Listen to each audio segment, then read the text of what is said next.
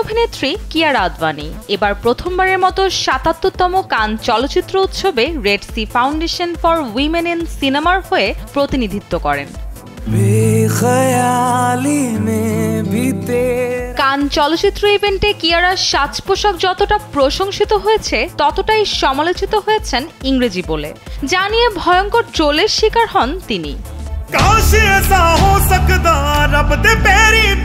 কানে উপস্থিত পাপারাজ্জিদের সঙ্গে কথা বলার সময় তিনি বলেন তার কাছে কানে আমন্ত্রণ পাওয়াটা খুবই সম্মানজনক। তার ক্যারিয়ারের ১ দশক হতে চলেছে, এর মাঝে তার অসাধারণ একটি প্রাপ্তি হলো প্রথমবারের মতো কান চলচ্চিত্র উৎসবে যেতে পারা এবং Red Sea Foundation for Women in Cinema কর্তৃক সম্মানিত হতে পেরে তিনি আপ্লুত।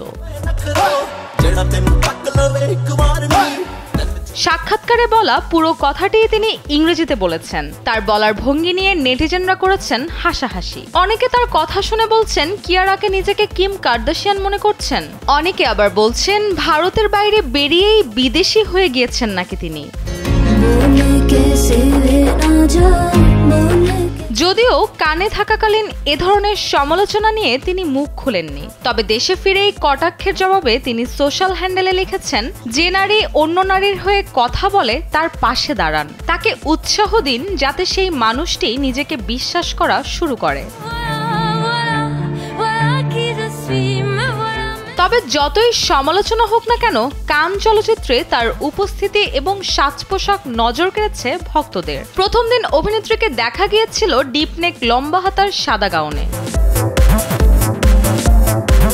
রুশা সুর, কালবেলা।